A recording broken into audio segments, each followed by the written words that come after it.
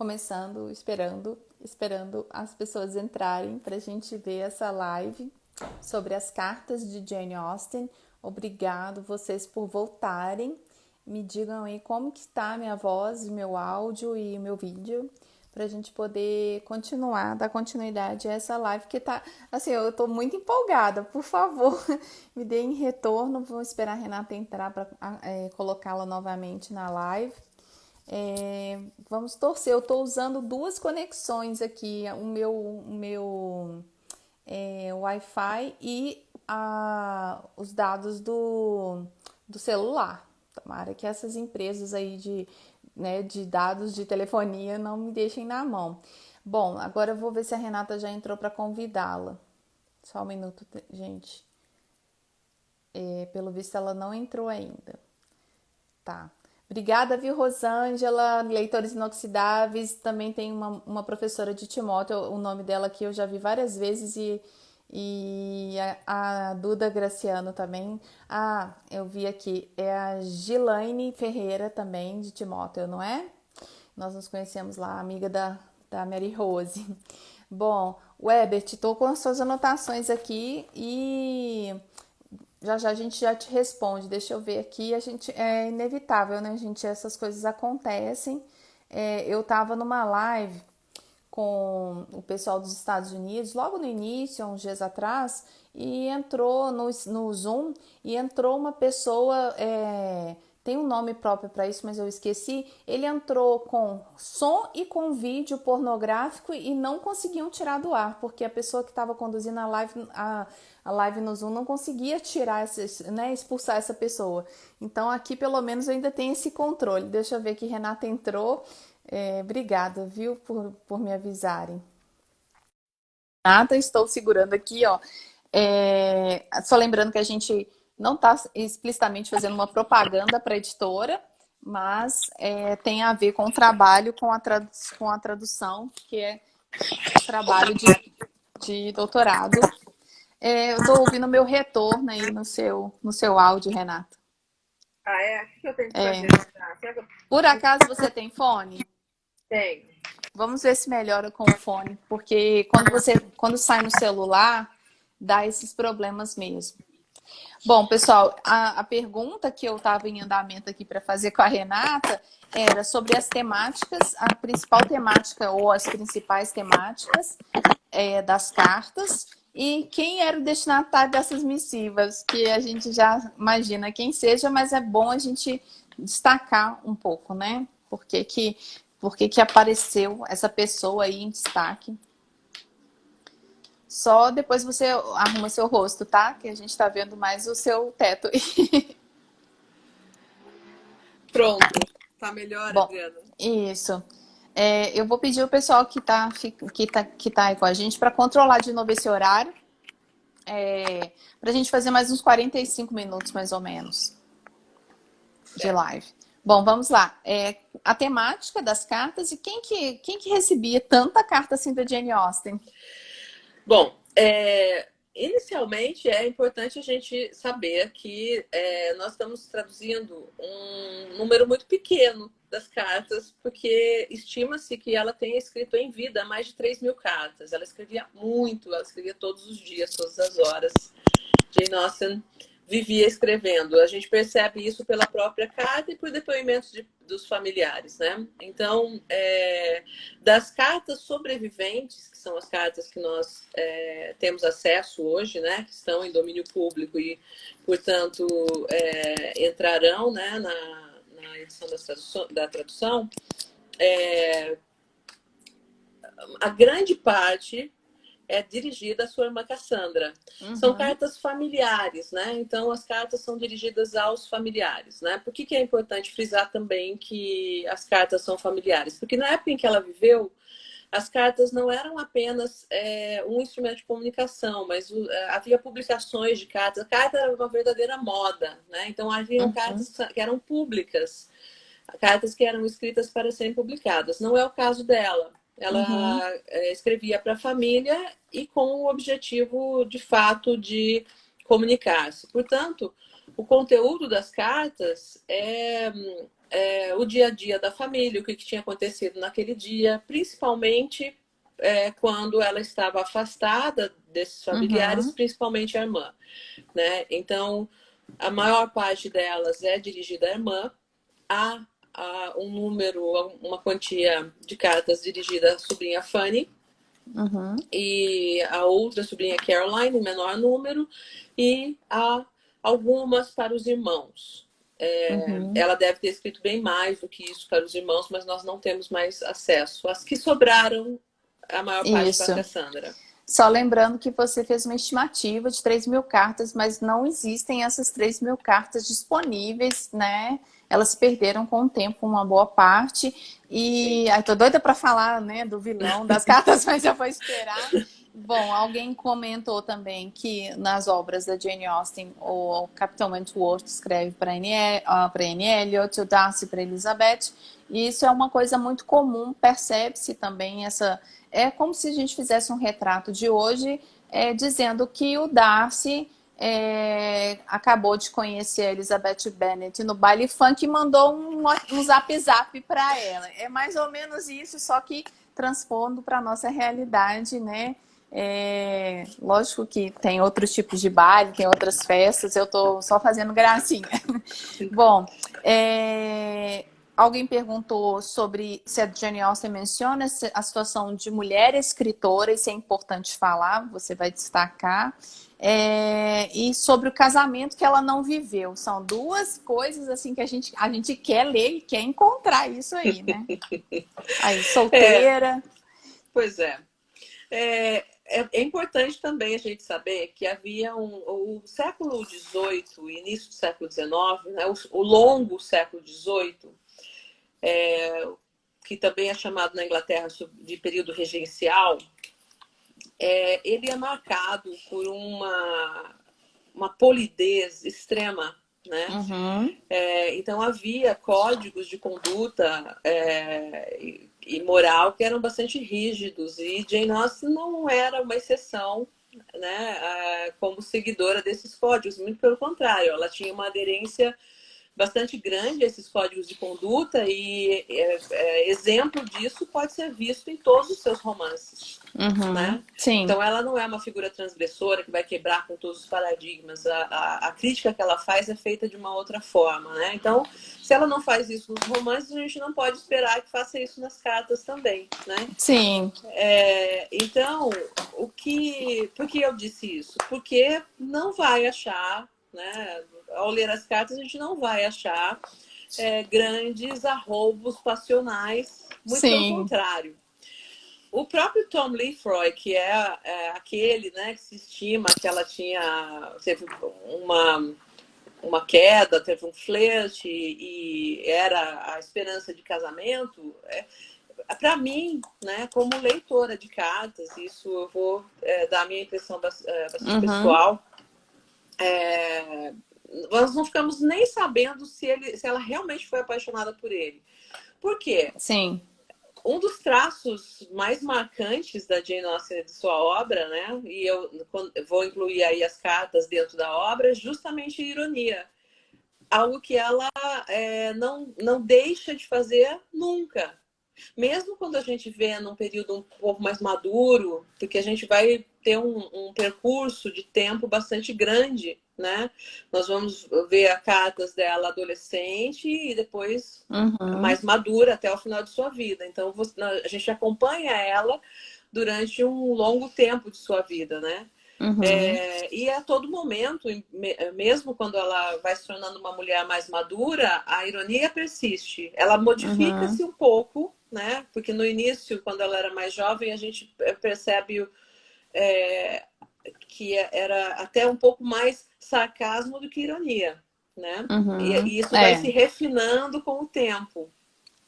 É interessante que eu marquei aqui também nas minhas anotações, que você faz um levantamento importante, que é essa visão romantizada da vida da Jane Austen, e essa visão que as pessoas têm da Jane Austen como divina ou Santa Austen, que também já foi falado aqui um pouquinho nas lives, e a gente tem que desprender, porque ela era uma mulher da sua época, até Uhum. bem comum, né? A gente não Exato. quer, mas ela era comum. E tem uma coisa interessante que você fala, assim, foi o que eu li nas cartas que você exemplificou na sua tese, lá não tem todas as cartas, né?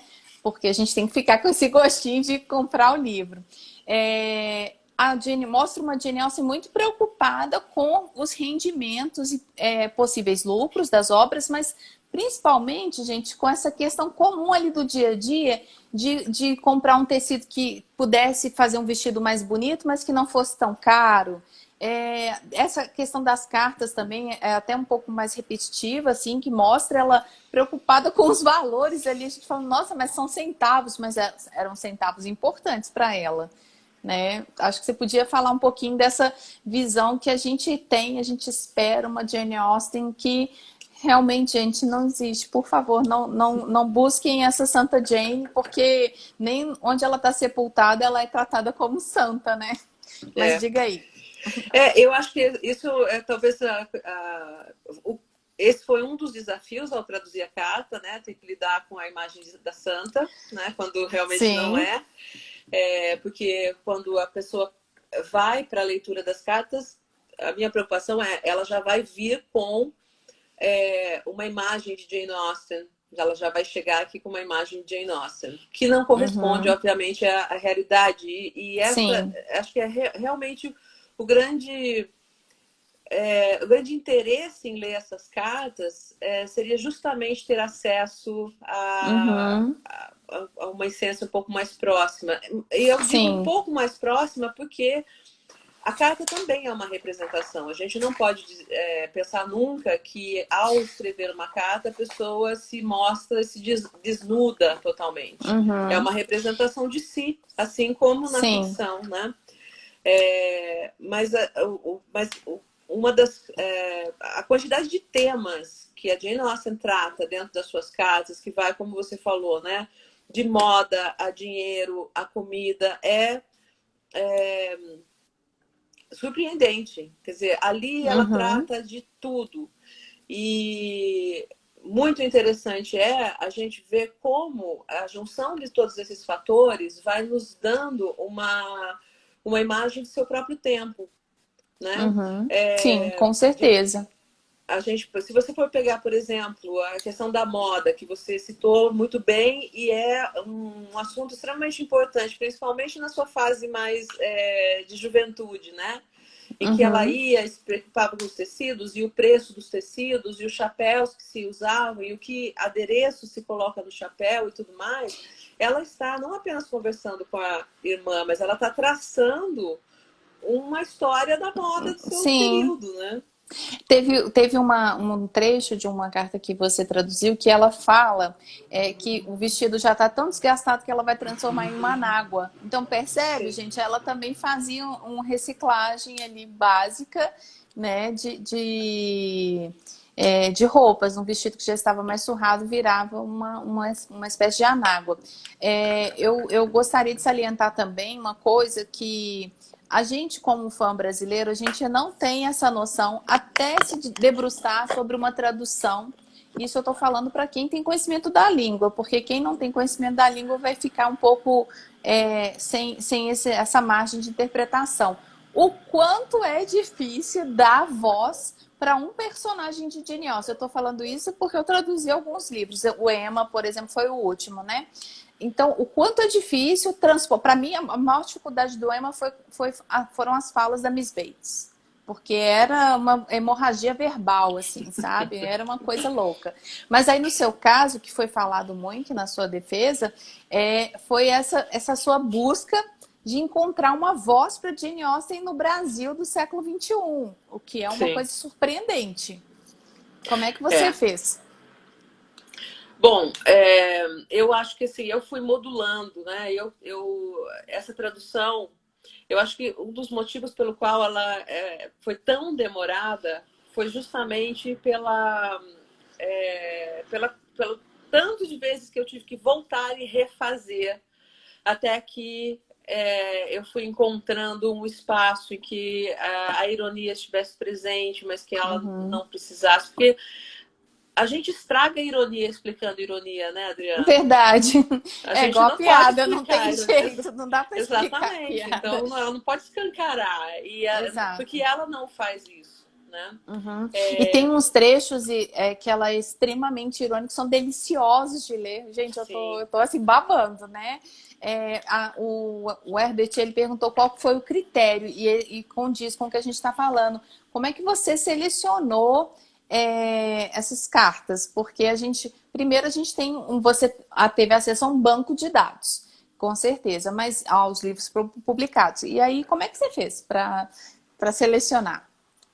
Bom, na verdade, não foi feita uma seleção. Nós publicaríamos todas as cartas, né? Que estão Para disponíveis, né? isso, que estão Que estão disponíveis. relacionadas a Jane Austen, porque É, pode ser que exista uma aí escondida, como Catherine Morland acha uns documentos lá, uns papéis de lavanderia, não é isso? Pode isso, ser que exato. ficou perdido com o tempo. Eles estimam que as chances de aparecer uma nova carta hoje são muito remotas. O que Uhum. eles têm conseguido, que nem, por exemplo, em 2019, né, que você falou do trecho que foi encontrado, alguns trechos que estão perdidos aí em coleções, né? Às vezes a pessoa falece. Tem até um caso de quando eu li sobre esse caso, eu quase tive um ataque, né? Que Uhum. o cara tinha comprado uma carta, né? Carta Sim. essa que nós não temos acesso hoje. Uhum. Ele era colecionador. Ele comprou a carta e daí ele se separou da esposa. Não, desculpa, ele faleceu. E essa carta foi como parte do espólio, né? Foi herdada. E o que aconteceu? Quando, acho que, não sei qual era a relação entre os dois, quando a esposa recebeu, ela queimou a carta, porque era um dos objetos que ele mais tinha, Oh, meu Deus! que ele mais adorava. Então ela recebeu a herança e queimou a carta. Poxa vida. Então, quer dizer, tem muitas cartas a gente nunca mais vai ter acesso, né? É, e também não se tinha, até a morte da Jane Austen, até bem depois da morte da Jane Austen, não tinha essa visão da Jane Austen ainda como figura pop, como uma pessoa extremamente importante que tinha que guardar todos os objetos que foram dela, né? Não tinha essa preocupação de guardar para a posteridade, né? A gente Não vê apenas. Pode falar. Desculpa. A Mas gente não vê na finaliza própria que eu... sepultura da Jane Austen, a sepultura que está na igreja, a lápide de granito, ela só enaltece as qualidades de filha e de religiosa, né? Coração bom e etc. Só depois, com a publicação do sobrinho da Jane Austen, que aí é a primeira biografia que a gente tem, é que eles colocam uma outra homenagem a Jane Austen lá na igreja, falando dos atributos dela como escritora. Então, percebe, gente, que não era um trabalho bem visto você deixar de ser filha de um pastor, né? Deixar de ser filha para se sustentar com a escrita. Então, é muito complexo. Hoje é um ato extremamente intelectual, se você escrever livros, porém também o retorno não é assim. J.K. Rowling não, tá, gente? A própria J.K. Rowling, ela teve que abreviar o nome dela, usar só o sobrenome para destacar, para que não percebessem que era uma mulher escrevendo essa literatura fantástica, porque ainda se tem um preconceito que mulher não consegue escrever livros fantásticos, né, de literatura fantástica. Tá falando aí, a Jane tá falando da conta da família, essa pessoa que tá com o clube de cartas da Jane Austen, tá falando da casa da Jane Austen, da simplicidade. Sim, gente, ela devia viver uma economia doméstica bem parecida com as das Bennet. Assim, mais baixo, porque o pai da Elizabeth Bennet ainda tinha renda. O pai da Jane Austen, ele era pastor e recebia 700 libras anuais. Então, é uma diferença. É lógico que não dá para generalizar, mas façam as contas. Se a pessoa recebe R$ 700 por mês e uma que recebe 5 mil, como seria o Mister Darcy? Faz uma diferença, né? as pessoas não valorizam os livros, o preconceito com romance. A palavra romance no Brasil, ela foi traduzida do romance, que aí é visto como coisa só para mulher, né? Tem esse problema. E se transforma ainda, fica mais difícil ainda vender livro quando ele é traduzido como baseado na novela de Jane Austen. Aí piorou, porque já acham que é o que a gente chama de soap opera em inglês, que seria as novelas que as emissoras aqui no Brasil fazem. Deixa eu só ver mais uma pergunta aqui. Se tem... o casamento da Jane Austen, que ela recebeu uma proposta, e também o Tom Lefroy, é mencionado assim muito assim, light. Para ser sincera, ela só, na minha opinião, ela só teve aquele encontro comum de conhecer um rapaz, uma festa e tudo num baile.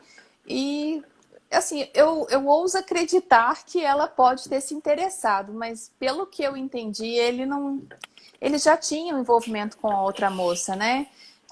Com a irlandesa. Então, eu acho que ele não foi esse cafajeste de dar, como é que se diz? Abertura para Jane Austen, e ele já ligado lá com outra moça na Irlanda. Você tem conhecimento dessa, como é que se diz? Eu acho que é uma fantasia que criaram em torno de Jane Austen, principalmente por Sim. causa do filme. Na verdade, eu acho que para vender mais também, né? Porque a história de amor Sim. vende, né, Adriana? E assim, foi tocado aí na questão do casamento Ó, e do preconceito. Então, você vê a capa. ó. Não é muito. Se você colocar embaixo Orgulho e Preconceito, é a mesma capa, não é? Sim. Aham. Porque, na verdade, há um preconceito com relação aos romances, porque as pessoas leem mal, leem Uhum. na chave errada. Porque, na verdade, Jane Austen faz uma crítica severa à sociedade de seu tempo nos seus Uhum. romances. Quer dizer, não é uma história água com açúcar. Ela está Sim. falando justamente da forma como essas famílias se unem e da hipocrisia e de uma série de coisas que ela aponta aí, né?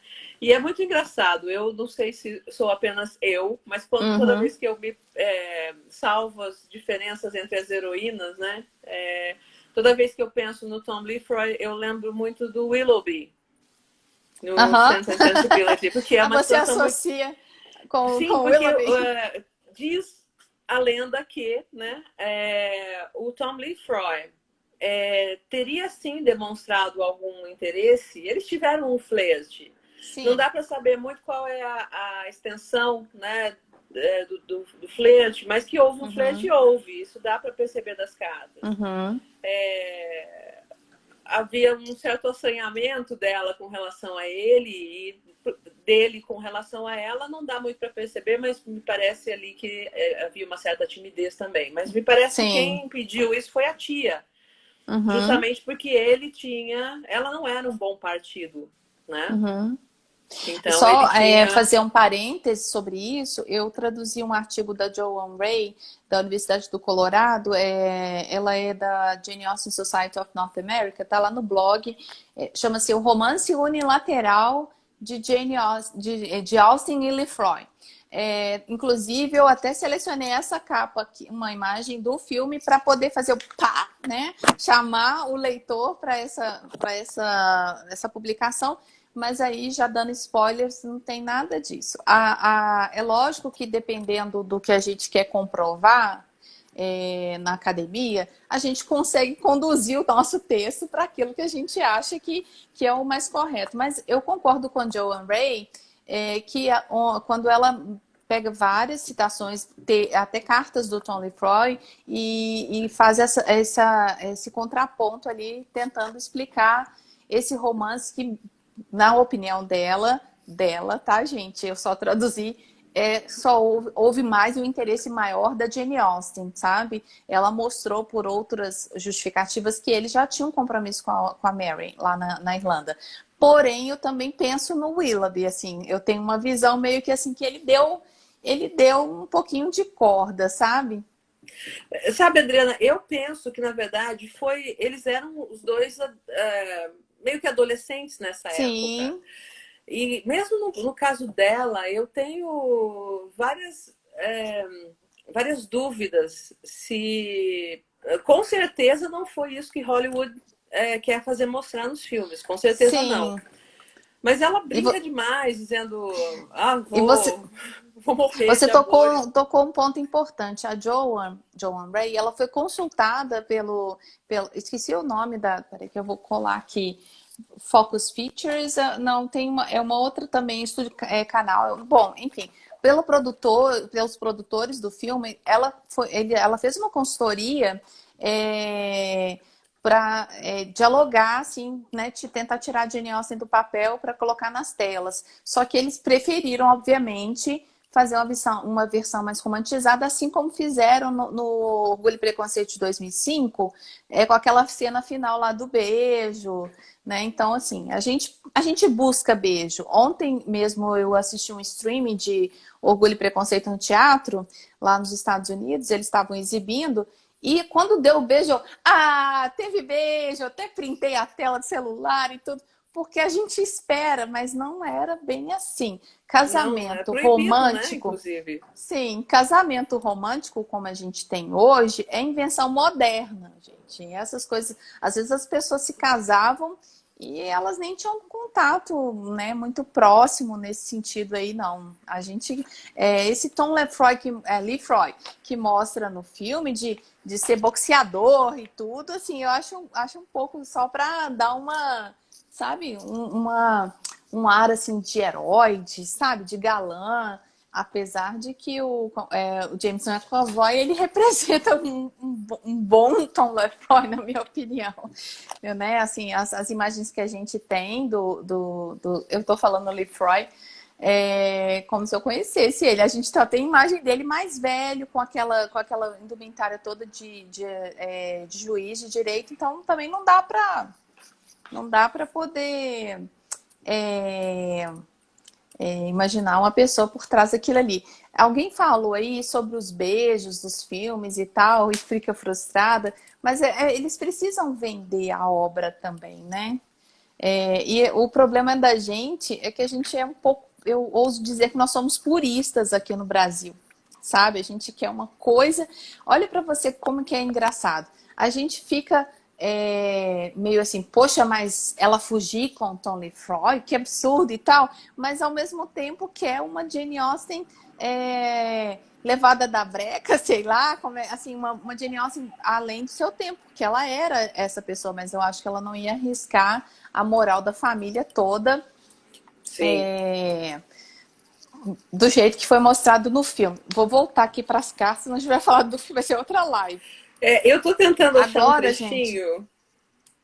Aham. Justamente que ela fala sobre o Tom Lefroy. Eu não sei se eu vou conseguir. Aqui, ó. Eu posso ler? Tá. É só um trechinho, veja? Claro, Porque por favor. porque Não, olha, a eu gente vai, duvido. vai. Tá, abre aspas aí e pode começar. Como ela brincava com esse relacionamento, né? Por exemplo, ela diz assim, ó. Diz a Mary que eu dou a ela Mr. Hartley e toda a sua propriedade para seu uso exclusivo e benefício futuro. E não somente ele, mas todos os meus outros admiradores estão incluídos na barganha, onde quer que ela os encontre, juntamente com o beijo que C. Paulett queria me dar, uma vez que... Aí vem o Tom, né? Uma vez que desejo me guardar no futuro para Mr. Tom Lefroy, com quem não me importo nem um pouquinho sequer. Então você vê como ela brinca. Isso pode, obviamente, esconder o interesse, mas ela é muito cômica. Então eu não sei se dá pra gente levar isso tão a sério em se tratando de Jane Austen. Eu acho que havia um interesse juvenil, né? Mas uma paixão arrebatadora, eu não acredito muito, não. Não percebo isso nas cartas, entendeu? É a minha leitura. Mesmo porque eu acho que a vida era um pouco mais comedida. A gente, naquela época, as pessoas não tinham como se render uma paixão avassaladora assim, só porque dançou com o rapaz no baile, não. Exato. E quem faz isso na atualidade tá se relacionando com unicórnio, viu, gente? Não façam isso, não existe isso. Agora, um grande momento da sua tese também, quando eu li, foi você tirar esse lugar injusto que a Cassandra ocupou por muito tempo na nossa fantasia de que foi ela a única destruidora das cartas. Então fala um pouquinho pra gente, porque isso é uma coisa inédito que você trouxe na sua tese para a grande maioria dos brasileiros e eu não tinha leitura a esse ponto, aí você contribuiu enormemente para o meu conhecimento de você fala do roubo das cartas da Cassandra, ela é responsável por ter queimado, como é que foi isso? Ela é culpada realmente? Esse é um ponto que eu até ponderei muito se ele entraria ou não, mas afinal eu preciso falar sobre isso porque Uhum. eu acho uma discussão extremamente importante. Na verdade, eu acho que isso vem, ou pelo menos se manteve tanto tempo, porque as cartas, enquanto objeto literário, elas são um objeto um tanto quanto moderno, e não só apenas no caso de Jane Austen, quer dizer, os estudos sobre epistolografia são bastante recentes, né? Então, as cartas até então elas tinham realmente, até que a epistolografia tivesse começado, né, a estudar a literariedade das cartas, ela tinha realmente sido Uhum. relegada a um papel de fonte biográfica histórica, né? Uhum. E então não se deu muita atenção à primeira edição da Oxford, quando o Robert Chapman afirma categoricamente, ele acho que não responsável pela afirmação, mas o responsável pela divulgação da afirmação, Uhum. de que Cassandra destruiu as cartas que estavam incompletas, destruiu trechos das cartas que estavam incompletas e fez uma destruição bastante grande no epistolário, né? E Uhum. a partir disso daí assumiu-se que Cassandra tinha realmente destruído as cartas e tudo mais. Bom, mais recentemente a gente começa a ter mais estudos a respeito das cartas naquele momento, não apenas, não cartas de Jane Austen especificamente, mas estudo a respeito de cartas. E aí outros fatores começam a entrar em, entrar na história de forma que a gente possa contestar, né? Uma Uhum.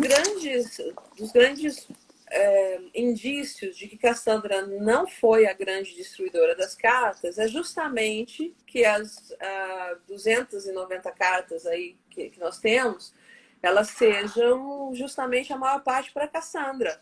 Uhum. Então, se Cassandra destruiu as cartas, justamente as cartas de Cassandra que deveriam não existir, correto? Uhum. Entretanto, se nós estimarmos de fato que ou cerca de 3.000 cartas foram escritas e a maior parte das que sobrevivem foram escritas para Cassandra, isso é um grande motivo para pensarmos que Cassandra não destruiu, preservou as cartas, né? Uhum. E aí a gente vai olhar um pouco para a história dessas cartas. Em primeiro lugar, nós temos ali pensando um pouco em Jane Austen e sua literatura, a literatura de Jane Austen ela não se encaixa muito bem no século XIX, né? Quer Uhum. dizer, ela está escrevendo no momento em que o romantismo está ganhando força e vai atingir seu ápice pouco tempo depois. Portanto, é um tipo de literatura que não se encaixa muito bem na era romântica, né? O Uhum. que faz com que a sua própria família não dê à autora o seu devido valor, né? Uhum. E aí é que começa a construção do mito Jane Austen, né? Começa com Henry publicando algumas cartas na edição de Persuasion, Uhum. publicada junto com Northanger Abbey, e ali vem já uma publicação de trechos de cartas, né? E que ele vai utilizar das cartas para começar a construir a imagem da Divine Jane, né? Uhum. Vai construir uma imagem, uma personagem vitoriana, que vai chegar a ser vitoriana, né? A imagem Sim. da mulher perfeita e tudo mais. Uhum. Posteriormente, você tem mais algumas cartas publicadas pelo sobrinho James Edward em A Memoir of Jane Austen, que foi a primeira biografia, né, Uhum. publicada dela, e que foi responsável pela grande construção do mito, né? Uhum. Sim. Porque ali ele constrói de fato uma personagem, utilizando-se de outras cartas para também endossar a personagem que ele cria, uma personagem bastante à moda, né, da era romântica. Uhum. E basicamente é isso que você tinha ali de publicação das cartas. Quando ele faz isso, e isso acaba coincidindo também com a tecnologia do momento, começa a ter uma venda de romances de Jane Austen a preços mais baratos nas estações de trem, então você acaba ampliando o Uhum. número de leitores. Quer dizer, a publicação de A Memoir, junto com alguns outros acontecimentos do período, acabam por lançar o nome da autora como uma das grandes autoras da literatura Sim. inglesa. Então, quer dizer, ela não Uhum. teve espaço dentro do romantismo, mas na era vitoriana ela vai ser recuperada e aí ela vai ganhar a grande fama, vai ter início, né, a grande fama que Uhum. tem hoje. Quando isso acontece, o que nós temos? As cartas, que eram herança, foram deixadas para Cassandra como herança, e Cassandra morre e vai deixar para os sobrinhos, principalmente para Fanny, os documentos que sobreviveram, né? Então, Uhum. quando as cartas passam a ser posse dos sobrinhos, sim, a gente vai ter já uma Jane Austen famosa, né? Já uma grande Uhum. escritora, e nós temos também uma questão cultural bastante importante no século XIX, que Uhum. começa as coleções, inclusive bastante rentáveis, né, e custosas, né, Uhum. caras, de autógrafos de pessoas famosas. E você Uhum. tinha ali, então, cartas de Jane Austen que teriam um valor bastante grande no mercado literário. Uhum. Então, Caroline, a sobrinha Caroline, teve Uhum. acesso a cartas, o filho de Fanny teve acesso a cartas, e estima-se que Uhum. eles tenham feito, sim, alguns recortes para vender por um bom preço no mercado literário. Então, Sim. se alguém preservou as cartas, esse alguém deve ter sido Cassandra. Isso não quer dizer Uhum. que ela não tenha destruído nenhuma, tá? Pode ser que ela tenha, sim, destruído Sim. algumas, mas também porque era costume da época destruir cartas, não é porque ela não Uhum. queria que alguém visse alguma coisa picante, É. alguma, alguma Verdade. fofoca que ninguém podia saber. É porque era comum, por exemplo, não vou Uhum. guardar a carta, vou destruir a carta. Aham. Eu fiz algumas anotações.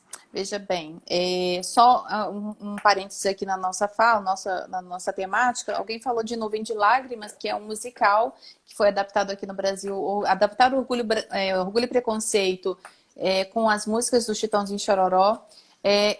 Eu tenho contato com o ator que fez o Mr. Darcy, vou ver se eles quem sabe eles não colocam no streaming pelo menos do YouTube, né? Pra gente alugar, pra gente comprar, não sei como é que funciona muito bem. Mas assim, para quem não gosta de sertanejo, eu sugiro tirar um pouco, sabe, essa venda de preconceito, porque foi um musical interessante. E essas músicas do Chitãozinho e Chororó, mesmo para quem não goste, principalmente aquelas lá do final dos anos 80, são músicas que estão no nosso dia a dia. A gente ouve mesmo sem ter costume de ouvir o sertanejo. Então, assim, Eu fiquei emocionada, confesso, quando eu assisti o espetáculo aqui em Belo Horizonte e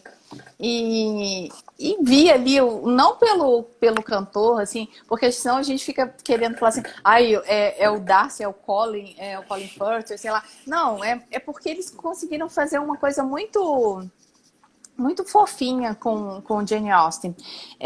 Teve outra coisa que eu anotei também, sobre os descendentes da Jane Austen. Tem sobrinhas da Jane Austen em quinta geração. Eu conheci uma em Washington que mora no Canadá, é uma senhora que deve ter por volta de uns 60 anos, 65, eu não sei. Ela até me deu um presentinho. Sim, gente, eu ganhei um presentinho da sobrinha da Jane Austen.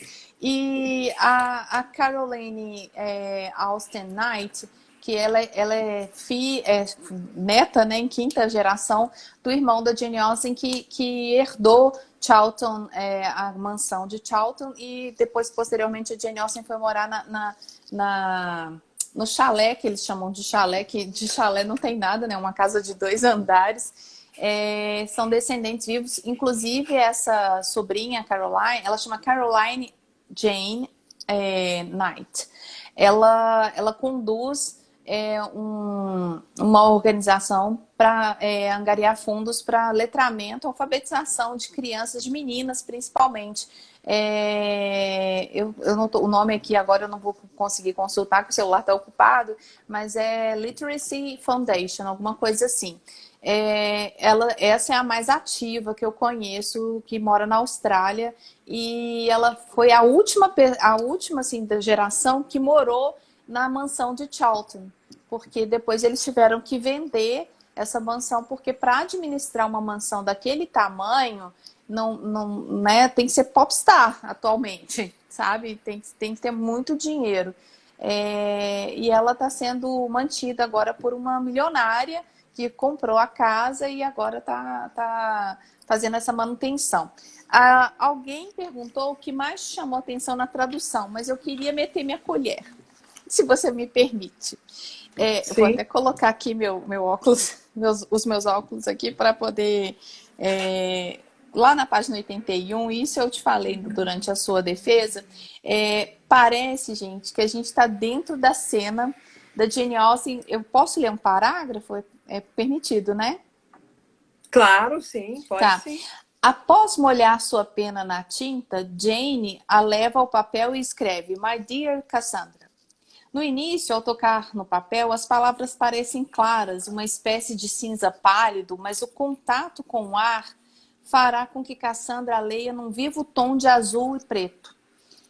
Dali a alguns anos, portanto, Jane fará o melhor uso possível dele e, se os assuntos forem mais extensos do que a folha, ela a virará e continuará a escrever em um ângulo reto, cruzando o comprimento do papel. Tem outras citações que eu poderia fazer da sua tese que mostram assim, poxa, eu tô dentro desse universo e ela a Renata conseguiu abrir, sabe, assim, uma brechinha, como se a gente tivesse uma câmera oculta ali, sei lá, escondida, né?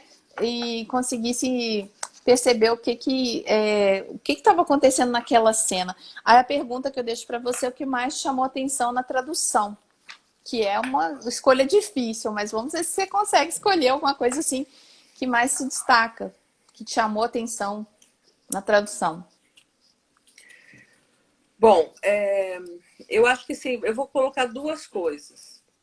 Da minha atuação como tradutora e da minha impressão como leitora. Ótimo.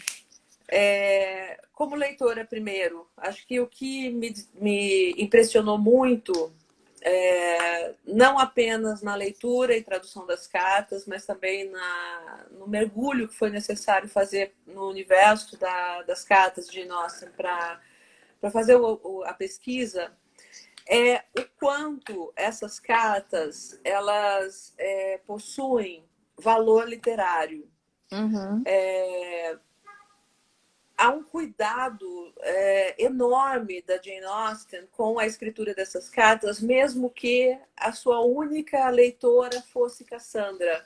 Eu estou falando Sim, geralmente aqui porque quase em 100% das que nós temos ali é Cassandra, né? Quer dizer, vamos colocar 80, 90% das cartas são sim. escritas a Cassandra. Então existia um cuidado com a escrita, não é com a escrita. Escrever para ela era uma arte. E quando você pega a minúcia do texto, a forma como ela cuida, a forma como ela agradece a leitura, agradece a escrita, existia uma relação muito íntima dela com o ato de escrever.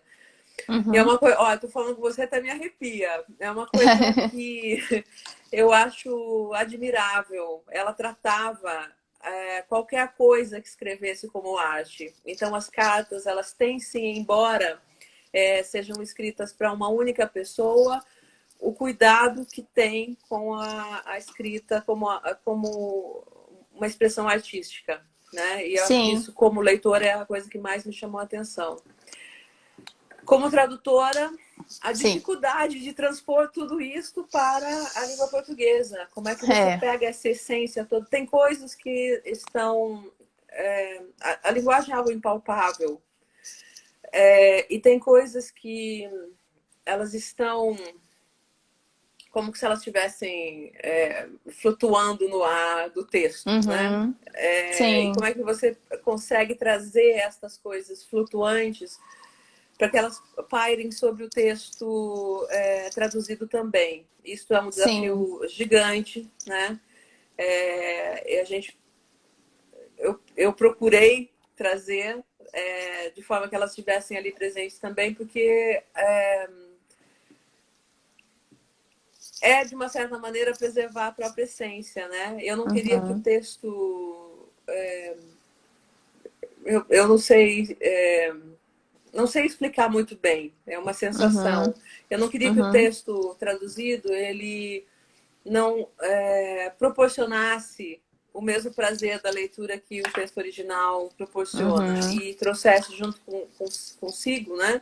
Uhum. Essas coisas que estão lá, mas não estão escritas e verbalizadas, mas elas Uhum. estão pairando, né, nas Uma nuances coisa do que eu texto. percebi nessa sua, digamos assim, angústia de transpor um texto para o português, também foram essas lacunas de cartas, Ah, porque sim.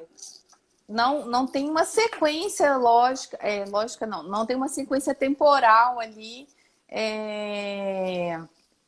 que a gente podia traçar, porque tem cartas faltando ali no contexto. E uma coisa que eu tenho que destacar eu estou falando do seu trabalho a sua tese de doutoramento, tá? Foi toda a sua preocupação a preocupação que você teve, além da tradução das cartas, você também fez um paralelismo com as obras, você também acrescentou notas de rodapé que não existem em inglês. Eu fiquei assim, poxa, que trabalho é esse, né? E assim, já tinha sido anunciado há algum tempo, eu não sei bem o tempo que foi anunciado as traduções das cartas, porque até então eu não sabia que você estava fazendo um doutorado sobre as cartas, a tradução das cartas. Mas isso tomou um bom tempo da sua vida. Você deve ter ficado só lendo carta em carta. Meio que É, como a Miss Bates, assim, lendo toda carta que chegasse, né? Aliás, as suas mãos aí da Jane Austen. é verdade. Na verdade, foi mais ou menos assim, Adriana.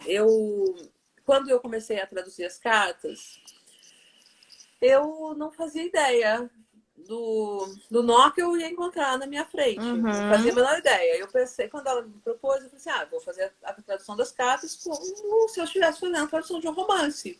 Sim. Quando eu comecei a traduzir, não era nada daquilo. Não. E essas lacunas todas sobressaíram, a falta da voz do outro sobressaiu, porque, assim, no caso das cartas da Jane e da Cassandra, nós não temos as cartas da Cassandra, essas não foram preservadas. Sim. Só as Né? cartas da Podia Jane ter foram. ficado de herança, a Jane Austen podia ter deixado as cartas que ela recebeu das outras pessoas, mas também não se sabe o que foi feito com isso, né? Então você não Não, a tem gente não esse sabe. feedback. É. Quanto tempo que levou para você traduzir?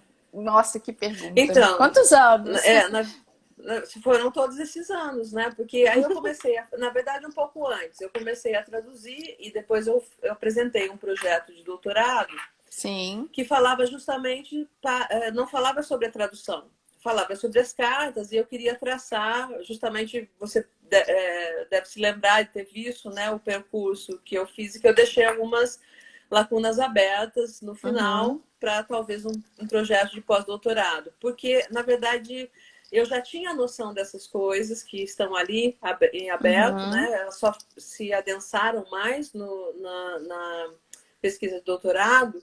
Então, eu queria tratar da literariedade das cartas e depois verificar esse mundo da correspondência dentro dos romances, né? Tá. E aí eu comecei a fazer as disciplinas de doutorado e as duas que eu tive que fazer foram com o Marcos de Moraes, né? Que inclusive Ai, estava ali. olha, o professor Marcos também, eu até pensei, quando eu peguei aqui as minhas anotações, eu preciso ver o trabalho dele, porque você pode explicar só um pouquinho quem fez parte da sua banca, o professor Marcos responsável, vocês tentaram fechar de uma maneira muito bonita, inclusive, essa banca, não porque era uma relação, eu conheço fulano, sou amigo do fulano, mas assim, melhor você falar o tripé ali da sua banca, quem que estava representando o quê? Nós procuramos montar a banca, porque assim, o resultado da pesquisa, ele envolvia 3 áreas, né? A área de epistolografia, a área de tradução, né? E os estudos sobre Jane Austen, a área de literatura e mais especificamente Jane Austen. Então, qual foi a ideia, né, da Sandra e para que nós pudéssemos pensar nessa banca? Que nós chamássemos, então, um especialista em cada uma dessas áreas. Né? Então, chamamos o Marcos de Moraes, que é o maior especialista em cartas no Brasil, isso inquestionavelmente. Ele... E assim, se me permite, né, com todo respeito, uma gracinha de professor. Sim, né? Assim, ele é fantástico, fantástico.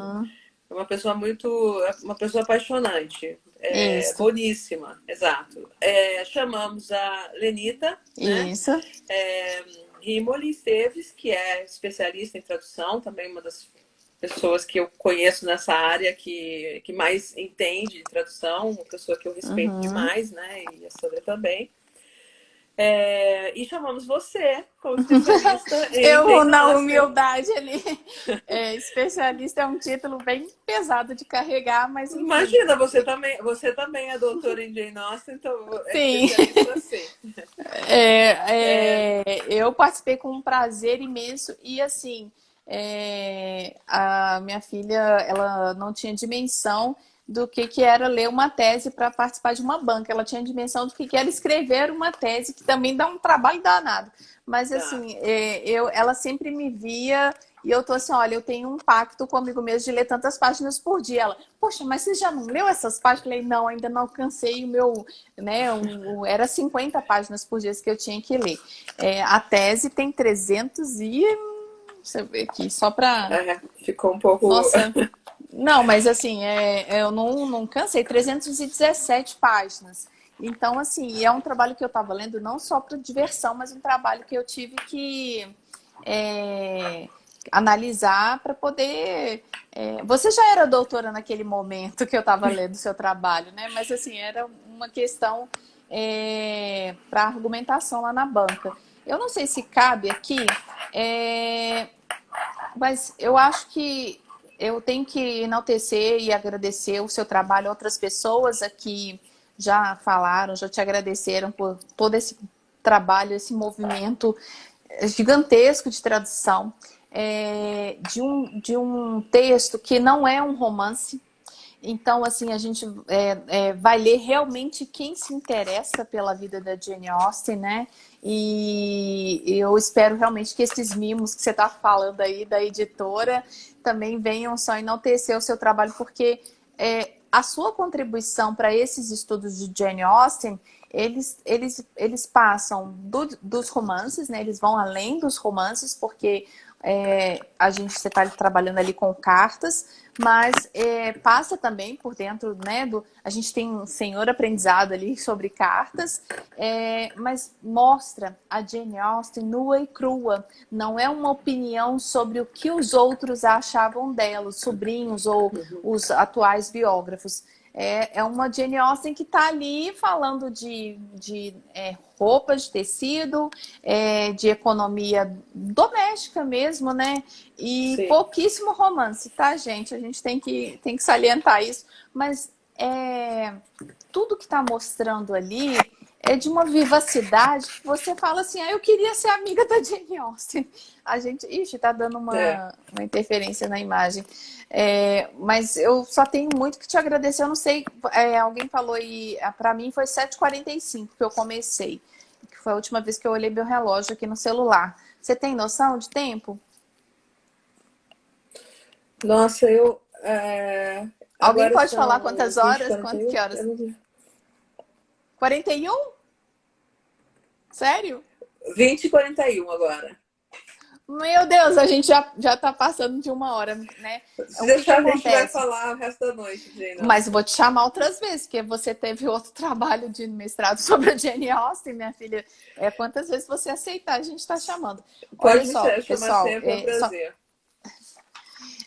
quando a Renata conseguir a publicação na biblioteca da USP, ela vai me avisar e eu vou fazer uma nota no blog, em todos as redes sociais aqui da Jane Austen Brasil para avisar para vocês.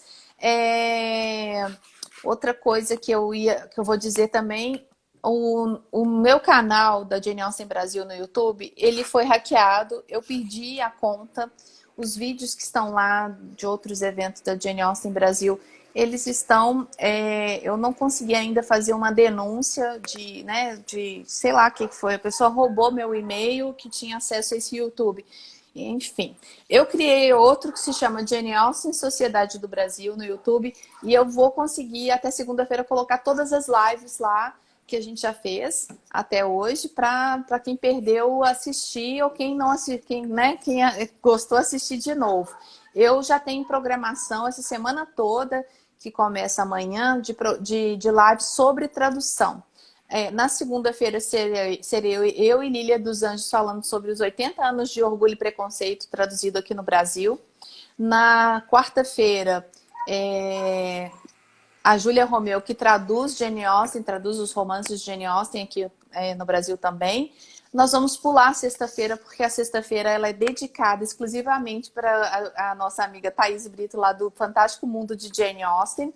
E no sábado a gente volta, não posso prometer, possivelmente com a professora Lenita, que também traduziu a Juvenília da Jane Austen. Então, é uma semana inteira de tradução aí.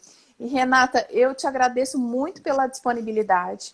O assunto dá pano para manga, mas eu também acho que a gente tem que ficar com um gostinho de quero mais, para que as pessoas leiam o seu trabalho de doutoramento e o livro que vai sair numa época muito legal. Acho que foi uma ideia fantástica, uma jogada de marketing muito legal. Essa ideia de publicar perto dos Dia dos Namorados.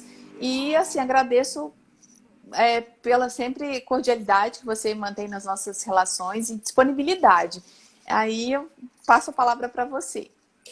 Bom, eu gostaria de agradecer também a oportunidade de estar aqui. Para mim o tempo voou, eu nem vi passar, né? Nós fizemos uma mini live depois essa grande, né? Ficaria a noite toda debatendo, mas se o pessoal quiser, se quiser discutir a respeito das minhas pesquisas do mestrado também, eu estou à sua disposição para a gente continuar batendo papo sobre Jane Austen. A questão da leitura é bem interessante também, dá para a gente ficar um bom tempo debatendo, e eu aproveito a oportunidade para agradecer todo mundo, né, que veio aqui a presença aí massiva e o pessoal fiel, né? Tem uma galerinha aí que está seguindo essas lives já há alguns dias. Eu vou tentar encaixar, Renata. Eu tenho no total, essa é a quinta live, no total eu já tenho 15 inscritos para lives. Então, eu tenho gente de bom coração querendo fazer um movimento de NOS e bastante barulho, né? Essa live vai estar disponível 24 horas aqui no Instagram e eu já, assim que eu desligar aqui, eu vou fazer uma gambiarra de salvar para depois mandar para o YouTube. Eu estou falando rápido porque o Instagram ele corta assim que der 59 minutos. Ah, tá, não Então, sabia disso. fica bem complicado, porque aí a gente teria que voltar. A minha tradução, o jabá de hoje, é da Martin Claret. Essa edição é a mais recente. Ela tem, no meio da edição, alguém perguntou aí da tradução, ela tem uma imagem maravilhosa, olha, no meio, e tem uma citação aqui atrás, e essa que vos fala aqui. Acho que tá saindo invertido para vocês. Essa coleção tá muito bonita. Eu sou o elemento suspeito nessa coleção, porque a tradução foi feita